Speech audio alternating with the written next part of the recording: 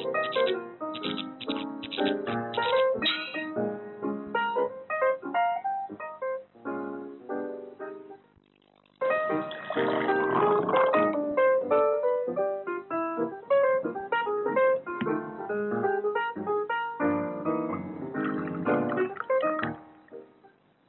and welcome to Perspectives. We've been having these discussions for Ramadan, and I hope that your Ramadan is going well. Maybe finding your closeness to yourself and to your God. But these discussions which I've been having over the past few days with scholars of religion, I'm very confused, and I'll tell you why I'm confused. More and more that I listen to these discussions, I realize that Islam has all the answers for me. That if I just say that I'm a Muslim, the moment I accept that I'm a Muslim, I am conveniently given a framework which answers all my questions. I am given a law, a system, which can make me an almost perfect, I'm human, I can't be perfect, but it makes me an almost perfect human being. I have a system, I have a law, I have a way of life in my hand, which even if I must read it all completely, I have to choose my words carefully because we get offended so easily. Even if I don't read it completely, if I just take surface knowledge of the Quran, I can become such an excellent human being. Without actually reading every page, tafasir of it and discussions, and if I just listen to the basics, the fundamentals, I could become such a beautiful human being. As Dr. Rizvi said in one of our shows, that you just have to be just. Just that one word, I don't even have to go into a deeper understanding of it, just one word can actually make me a fantastic human being. Taqwa. If I just understand simplicity of it, if I understand God is watching me, a simple little line, God is watching me, God is closer than my jugular. That alone will just make me an almost perfect human being. Would I stand in front of my father or my mother and I'd beat a woman? Would I stand in front of my mother and kill 5 people? Would I throw acid on my sister's face? I won't do all of that. So why can I do it in somebody else's face? Why can't I do it somebody else if God is watching me? If I can't misbehave in my mother's presence, how can I misbehave in God's presence? But I do that because I forget that God is watching me. So all I have to do is understand God's watching me. I have to be just, and that's it. I can be a fantastic human being. If it is that simple, then why is the world treating me like history's biggest tyrant?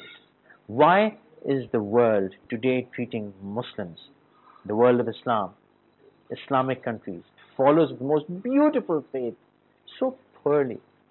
Maybe I have presented to them the wrong package. We'll talk about that. My guests on my right, Mufti Irshad Ahmed Aijaz. Thank you very much, sir, for taking time out. On my left, Dr. S.M. Hasan Rizvi sahab, Imam Mehfir Shaykh Hasan. Thank you very much for taking time out. So I'd like to open it to both of you. I'd like to start with you. The world has adopted simple things: justice, commitment, value for time, value for respect, speaking softly. You look at internet, you look at BBC or CNN, and people speak softly. There is a tone of voice. You watch a channel, people are screaming. And I know that Quran Hadith says speaking in a loud voice, speaking rudely is poor. So they have all the understandings of my religion. Where is my understanding? Where has my education failed? And if my education hasn't failed, what do I do today, sir, that I become a beautiful human being? In respect of your question, also in respect of the month of Ramadan, this is very essential that Muslims should recite Quran with meaning. Tadabbur fil Quran. La tilawata bila tadabbur. Reciting Quran without understanding is not a tilawah. Actually, if Muslims understand the message, they read Quran, they recite Quran, especially during Ramadan, the whole Quran has been recited, but they don't understand what they are reciting. They are sitting behind the Imam, but they can't understand what. Once my friend came to me and said that I heard thrice whole Quran in the month of Ramadan. Thrice. Let me know one single ayat, meaning of one single ayat we have learned in the Ramadan? He was not able to tell me. He had listened thrice, but he was not knowing a single meaning of one ayat, one verse. I mean, if we Muslims, as you say, understand Quran, they recite only one page, but by meaning. That will change their life. 100%. This is a miracle of Quran. It has changed the whole history, world history. How is it changed? As you said, the companions of the Prophet, they were not studying large books and all commentaries. They were studying simple Quran and simple Hadith. They have heard, and they were so trained and they were so practicing because they understood the message. And they wanted to understand. They wanted to understand and they wanted to practice. We don't want. We don't have that desire. We don't desire. We are not Talib Ilm. We have put our name Taliban.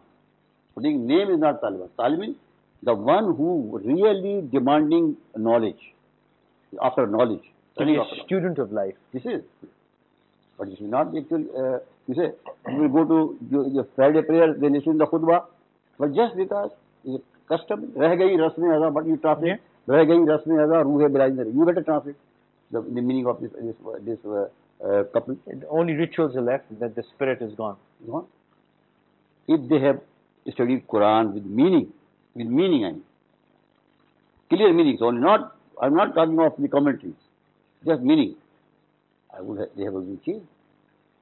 And therefore, this actually, what the Prophet said, as far as the prayer is concerned, La salat illa bihuzuril qalb. There is no prayer when the heart is not present there. This is hadith. Mufti will witness. When you are offering prayer, when you are reciting Quran, you must understand. Your heart must be present. And you must have a desire to learn. When you go to recite Quran, like a student before his teacher. That's what the Quran says. You have to come to Quran to gain something, not to just read it. It's not a novel. Yes, you must learn. So the desire to learn, as Allama Sahib said so well, the desire to learn. And when you come for namaz, for any kind of prayer, you have to be present. I mean, I said it beautifully. That presence of heart, mind. We say namaz because, give me 2 minutes, I have to say my namaz. And I always wonder, how will you do this namaz in 2 minutes? The khusu and khuzu, as you say, that presence of heart, mind and soul, you have to be involved. That does not happen. Partially because we don't understand what we are reading. But I don't think so. Almost everyone can understand Surah Fatiha. It's very simple. You can understand Durood Ibrahim. You can understand the few surahs we use in the namaz. Yet we don't make an effort to feel it. How can we change that? How can we use this medium to encourage people to bring their soul into the prayer? Bismillah ar-Rahman ar-Rahim. This is basically a very important question here. As you explained, Allama Sahib has recited very famous verse, Rasme Azar hai gayi ruhe bilali na rahi. Basically, recitation, obviously recitation is recommended, it is required in Islam. But the practice is more than recitation, only not recitation. How can we create this desire in ourselves?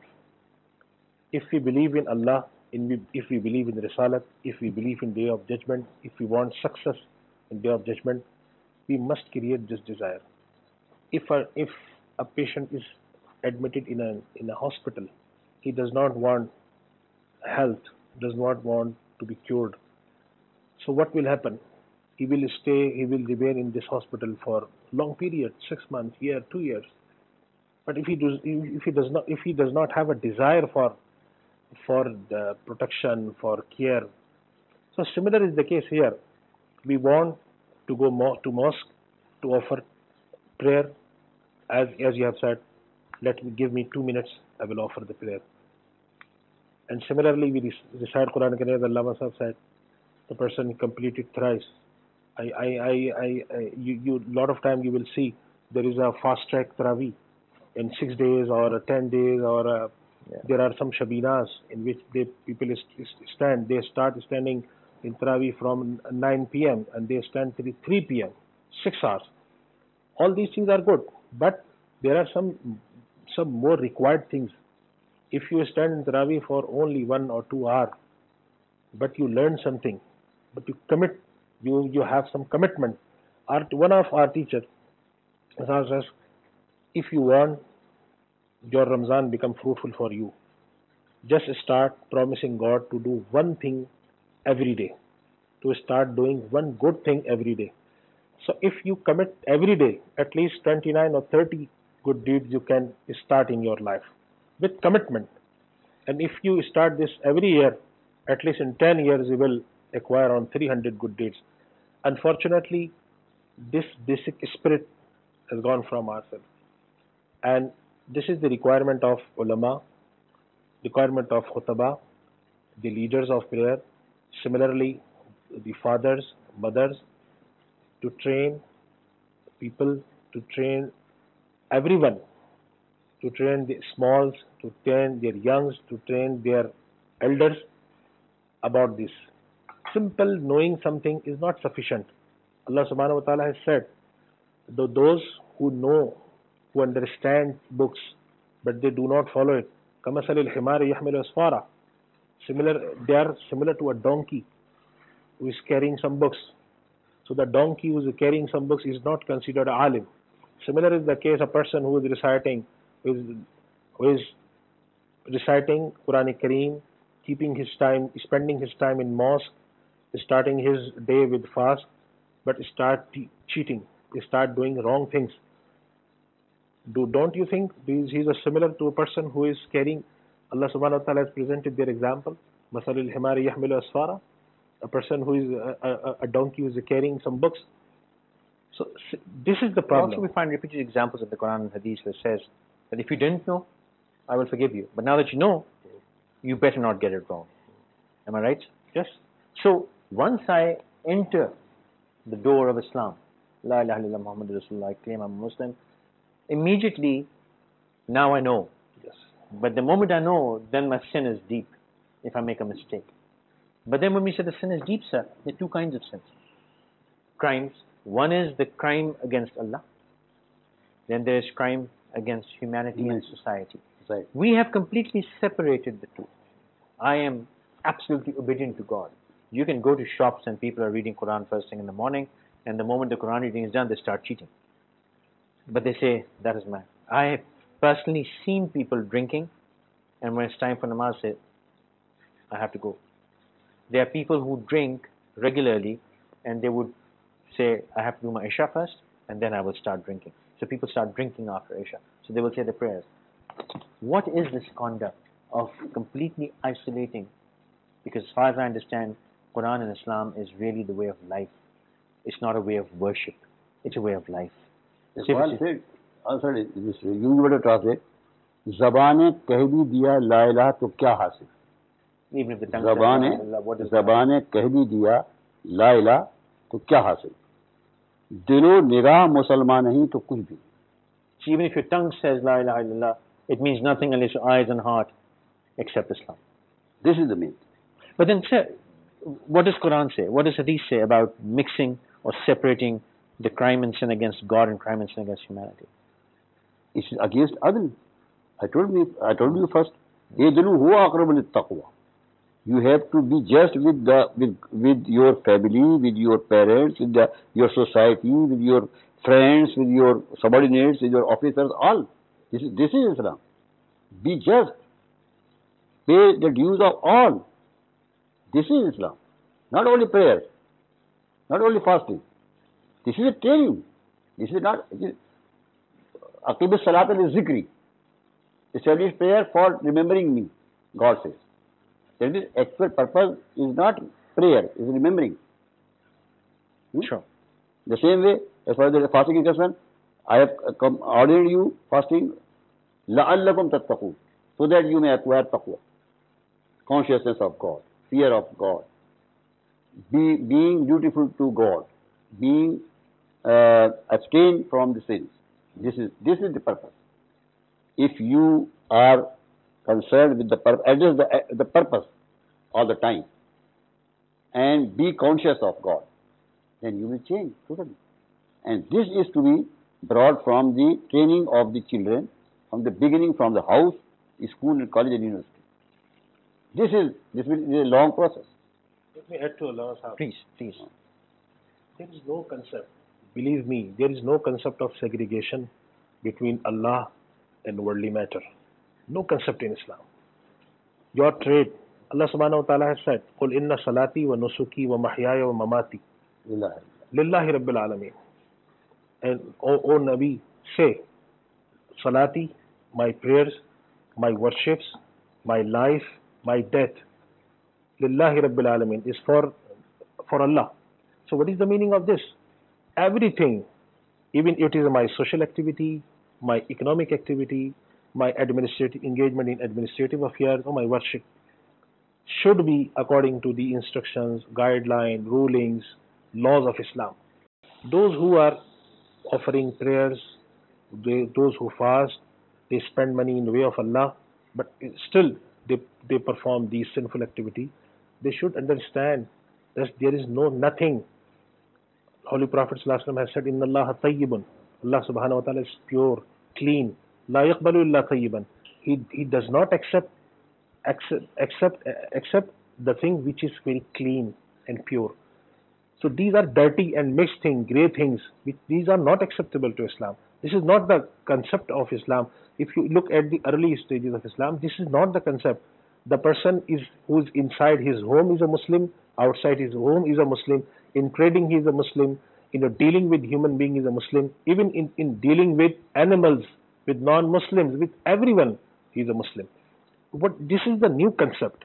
And we can say easily this is not acceptable to Islam. What kind of Islam is this? You are offering prayer and you are starting teaching. Your business is unacceptable to Islam. You are taking bread and you say, there is a prayer time, please give me.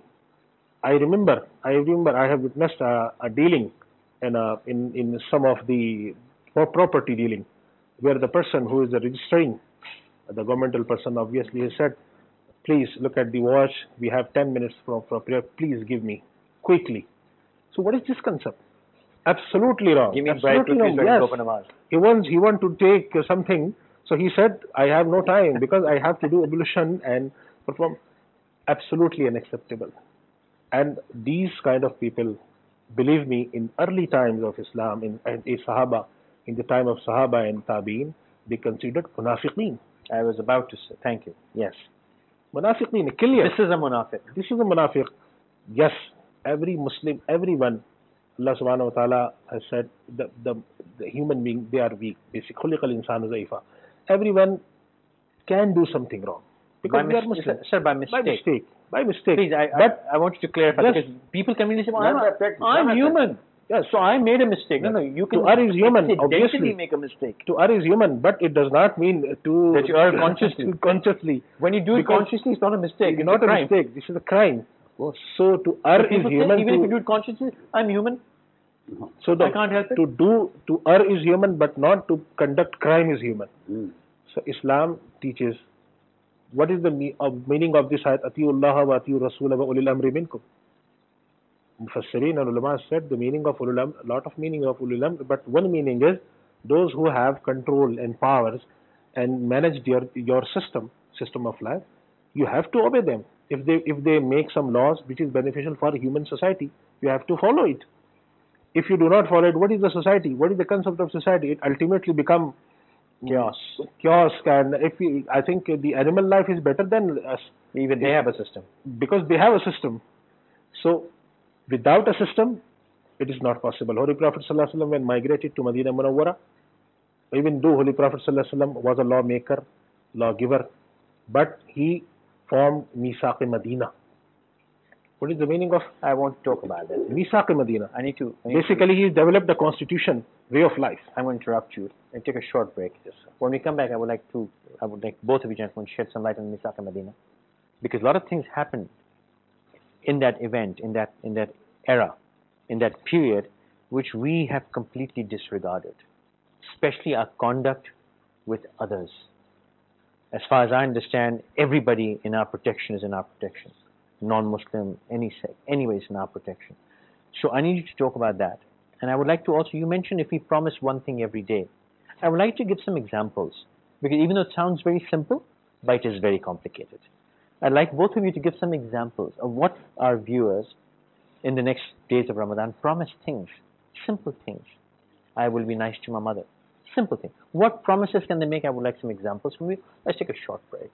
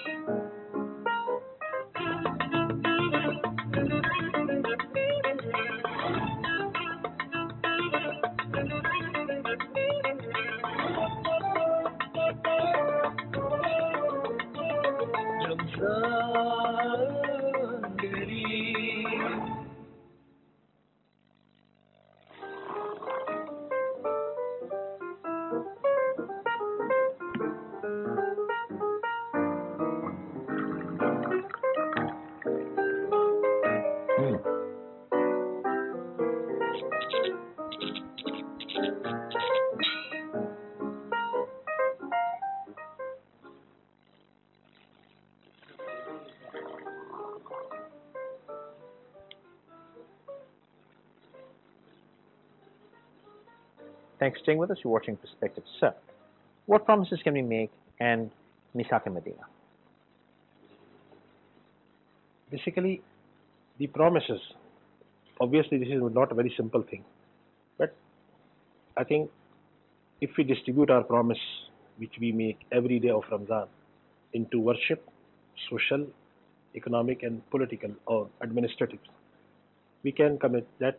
For example, as you said, we can be very nice to our wife, to our brothers, to our neighbors. Similarly, I will start, for example, worship or for example prayer or for example something for Allah with perfection, prompt, with total care.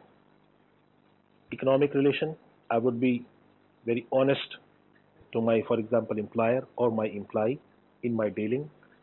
Fourthly, I will start following, for example, that governmental rule which is for the benefit of society. For example, I will start obeying the law of traffic.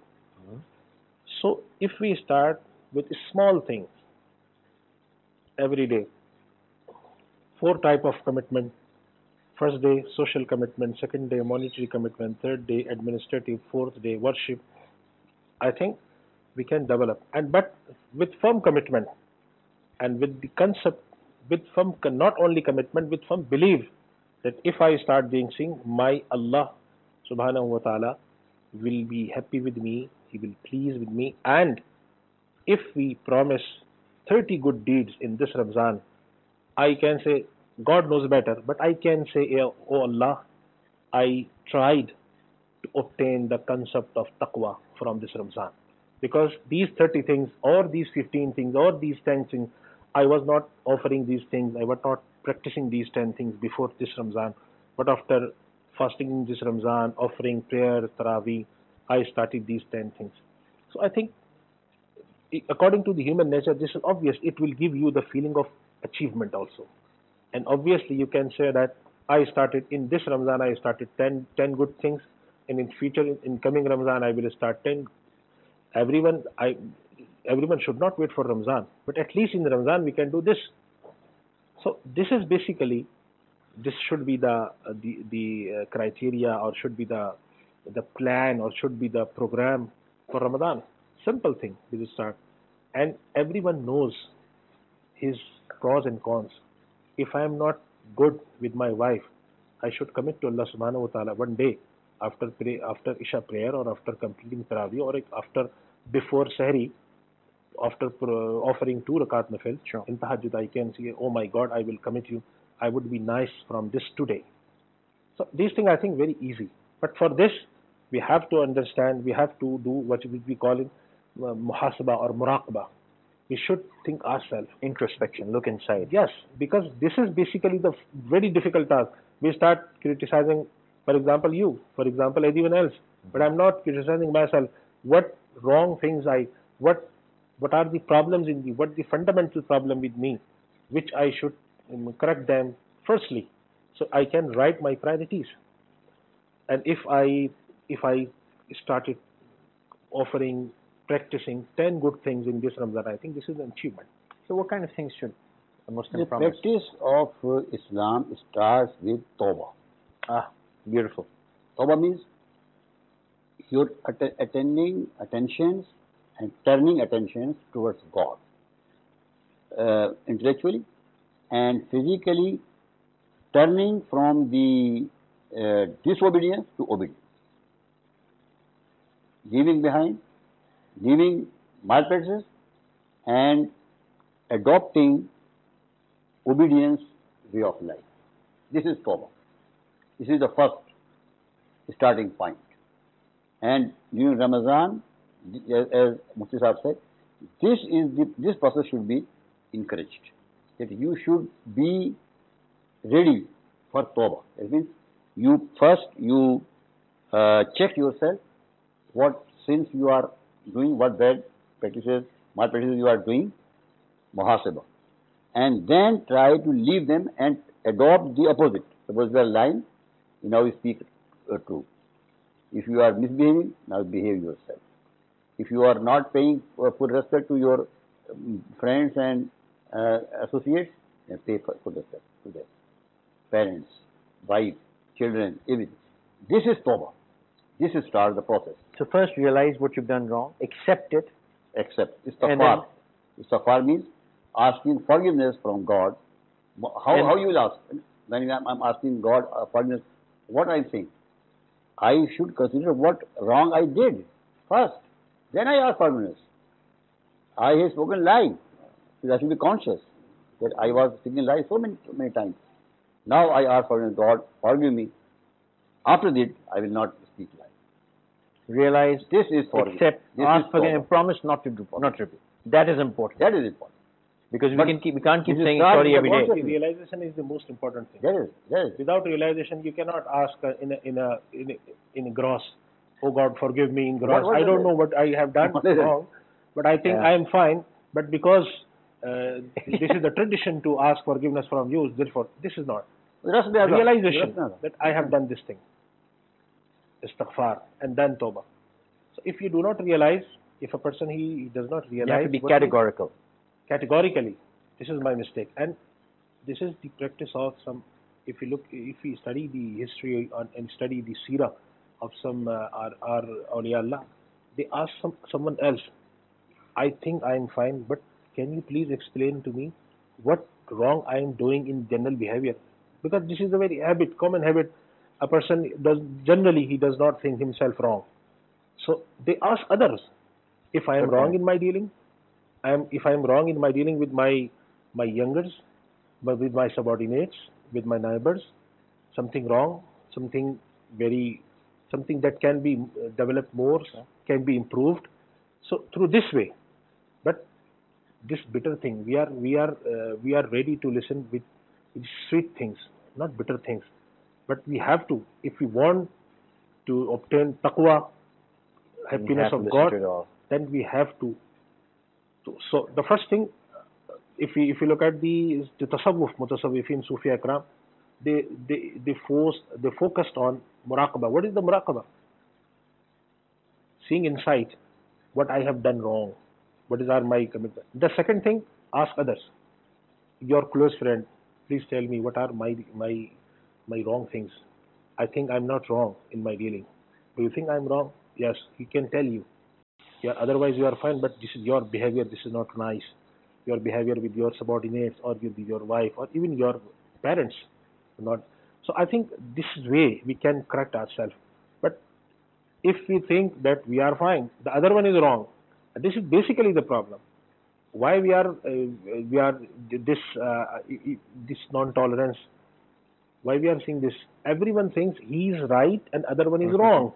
And if someone thinks that he is like me, he is a human being, he may be right, may be wrong, as I am right and I might be wrong. This was the basic concept of our Sufiya and ulama. But nowadays, everyone thinks I am right, the other one is wrong. Everyone else is wrong. Let me say one thing. A poet says, "Padi apni buraiyon par jo nazar, पड़ी, you translate, जी पड़ी अपनी बुराइयों पर जो नजर, तो निगाह में कोई बुरा न रहा. when I looked at my own bad deeds, I realized there's no one else is bad. I'm the worst problem. First and foremost, you must look on your mistakes, your weaknesses, and if you can ask help for others, it's good. You can ask. And the Prophet said, the best friend of yours is the one who tells you about your weaknesses. As Jesus Christ said, he who is without sin cast the first stone. Now I want to take it that we today have become the gatekeepers of heaven, and we are killing people, we are beating people, we are abusing people in the name of Islam. And I got into this massive argument with some people saying this is not Islam. But I said, well, they do it in the name of Islam, so this is Islam.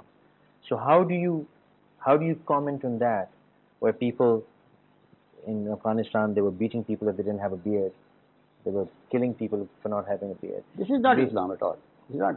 This is just jahalat. We are exploding bombs on people. We are killing people of different sects. How do you comment on that, sir? What has gone wrong? This is not the way of teaching of Islam. Rasulullah sallallahu alaihi wasallam was very polite. Enemies of Islam, Rasulullah, they said wrong things. Even they beaten Holy Prophet sallallahu alaihi wasallam. They tried each and everything wrong, but Holy Prophet sallallahu alaihi wasallam conveyed the message of Islam with politeness. So first thing, Allah subhanahu wa ta'ala has said in Quran Kareem, لَوْ كُنْتَ فَظًّا غَلِيظَ الْقَلْبِ لَانْفَضُّوا مِنْ حَوْلِكَ. If you are wrong, very, very hard-hearted, then the people, they will get away from you. So Allah subhanahu wa ta'ala says, فَبِمَا رَحْمَةٍ مِّنَ اللَّهِ لِنْتَ لَهُمْ. It is the special mercy of God on you, so that you become lenient for them. So the leniency, softness, this is the basic. You cannot create love in heart of other with force, with lenience, with soft messages. So this is first thing that we should study. We start practicing. Unfortunately, this is not there, not in our homes, not in our schools, not in our madrasas, not in our society. If I am, recently I studied a story in England, I think. A person belongs to Somalia entered in a mosque and said, why you are not offering according to the Shafi Maslak or the Fra? And they he has start in the mosque during the prayer, and he was with the knife, very long knife, and they started shouting in the mosque. This is why? Because we think we are right and other one is wrong. So the only way to correct the person who is wrong, to kill them, to beat them. Kill them. So this is basically the wrong. This is absolutely wrong message. Now I can say one example. If this had been the way of propagating Islam, which they have adopted forcibly, why God had sent 6,600 verses in Quran to the Prophet, and all these difficulties which he has brought in Makkah life. One caution coat and one that they wear on the face. That was enough to bring all the Arabs in Islam. What was the need of sending all these verses? Why this whole effort of misery and pain? When Allah subhanahu wa ta'ala sent Hazrat Musa alayhi salam, Moses, to Pharaoh Pharaoh, and said, Izhab ila Fir'auna innahu tagha. Go to Pharaoh, he has done a lot of wrong things. فَقُولَا لَهُ قَوْلًا لَيِّنًا. Say to him, soft, something soft. لَعَلَّهُ يَتَذَكَّرُ يَخْشَى. He may get something fruitful from you, or he fears God. Even though Allah subhanahu wa ta'ala knows this one who was I think the only one who has a power in the world. So this is basically the message.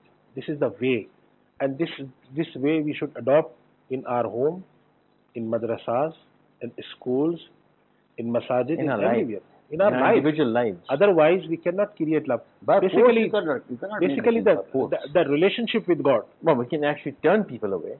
We cannot be able to convert them, but we made people hate us. People now question us. Taqwa creates relationship with God, and relationship is a matter of love, and love cannot be created with force. Love can only be created with lenient approach, with soft, sophisticated ways. Therefore, God said clearly, "La ikraha fi deen." As far as the deen is concerned, religion is concerned, force cannot work. By force, you cannot uh, force people to Even we accept cannot Islam. create love in the heart of wife or husband with force. Of course. And similar is the case with vice versa. So the relationship, devotion, taqwa cannot be created with force. If the force can be used, then Allah subhanahu wa ta'ala must introduce some forceful things for masjid and prayer. We never listen that a person entered in a mosque and someone is there at the door of masjid and asked, let us check your ablution, whether you are wuzu or you have ablution or no, nothing. If you are offering prayer, you are offering for Allah. If you have ablution, without ablution, performing properly, not properly, this is between you and God. These things can be enforced, but if some enforcement was there, Allah would have ordained it. So I think not big these mosques. I think for these after these long period of for around 1400 years, we will not see these mosques. Forcing God did not want it to be that way. Forcing is totally against the philosophy of Quran. See, Quran says, "Alladhi khalaq al-mawta wal hayat li yabluwakum." God who has created all this universe just to take test of you, your test, to examine you. How you can examine a student by force? You say that you have to write this, And if not, I will kill you. I will kill you. Will it be an examination? Will be a test? Not at all. This life is a test for everyone. Everybody is tested whether he obeys God or not, obeys Satan or obeys God, obeys his wife's desires or obeys God. It's a test. By force, if you catch people, one person, and take it to a mosque to offer prayers, this is not prayer. This is not allowed. One example you give me: the Prophet or any companion of the Prophet have taken somebody by force in the mosque and to offer prayer. I'd like to interrupt you here. I need to end the session, but what you've said, I'd like to build on. I'd request one more session with you, where we need to talk about Misak Medina as spending. We need to talk about Misak Medina. We also need to talk about the overall message of Quran. Very conveniently, the world has made the world realize that Quran is a religion of violence, of tyranny, of forceful spreading of Islam. And also the world has very confusingly come to believe that Islam was spread by the sword. And they give examples of wars by followers of Islam who destroyed the world for Islam. So what I would like to discuss is, what's the philosophy of war in Islam? What are the ethics of war? Why, if at all, Muslims should go into state of war? What are the conditions? From history, from Quran, from Sunnah. And if today some people are misusing or doing it out of their own will, something wrong, and attributing it to Islam, it is not Islam's fault. If I do something and say I'm throwing this out there because of Islam, that does not make it because of Islam. So maybe some people are doing that. So we need, for the world to understand, I would like you to shed light on the overall message of Quran, that of love and peace, and also how and what are the ethics and philosophies of war in Islam. But for now, I need to end this.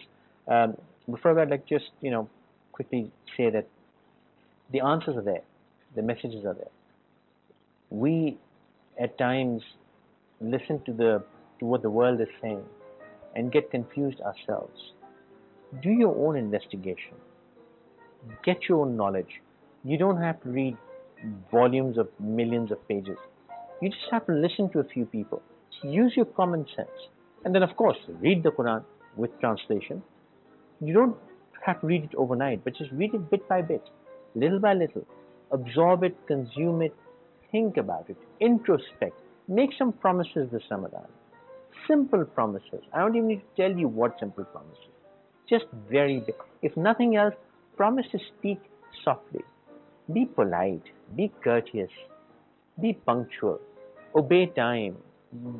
Give respect to others. Give love to people. Smile at people. Do these simple things and you'll be a much better human being. If we just started speaking in a softer voice, the world would see us differently. On this note, thank you very much, both of you. Until next time, good night.